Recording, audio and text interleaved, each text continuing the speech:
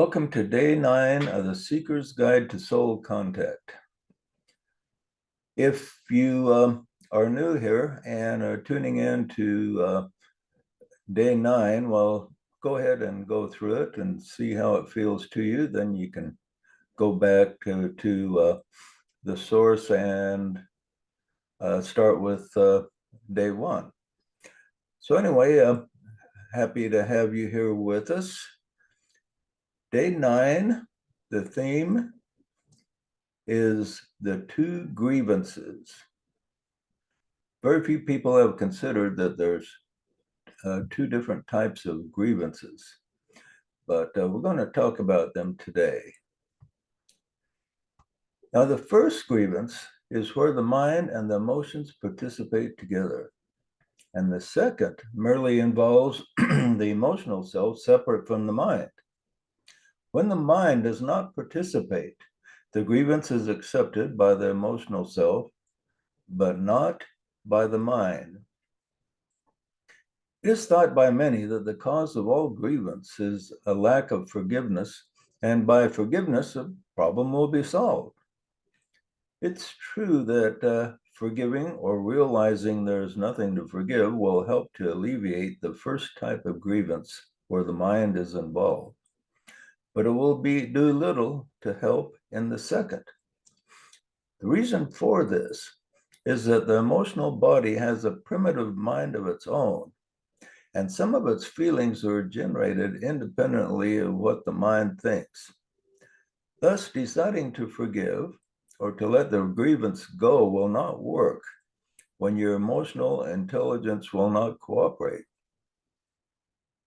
To aid with understanding, let us look at examples of 2 kinds of grievances. Grievance type 1. Example: Jim was in a car accident where Bob was the driver. Bob took a corner too fast and they crashed, landing Jim in the hospital suffering several broken bones. Bob just had a few scratches. In that painful state, Jim's mind blamed Bob and calculated good reasons for doing this. In this case, the emotions followed the reasoning mind and a grievance developed. Bob visited Jim and profusely apologized, but to no avail.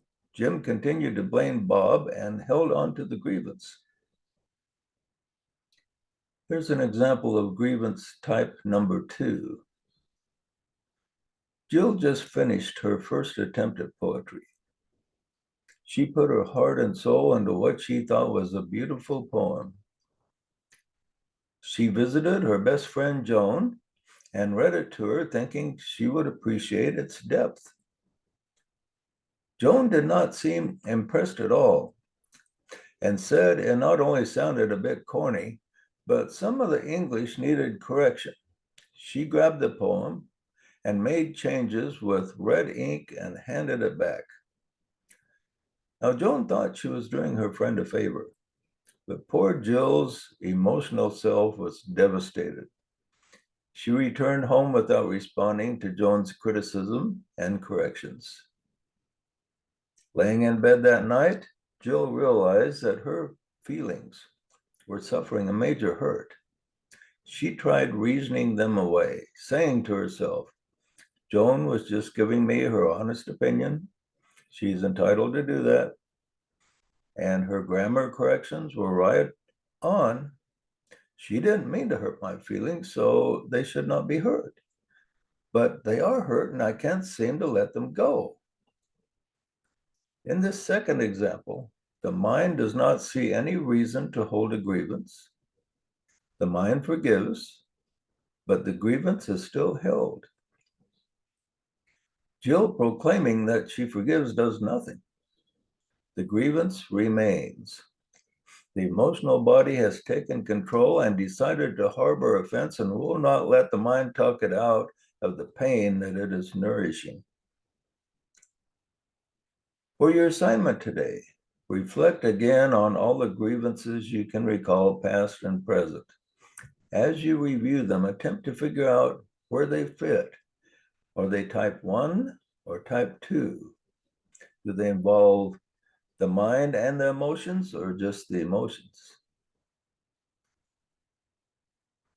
Meditate on how one can find release from the two types and how the approach will be different. Affirmation for today: I will reflect on the source of my grievances today. This will be continued. See you tomorrow.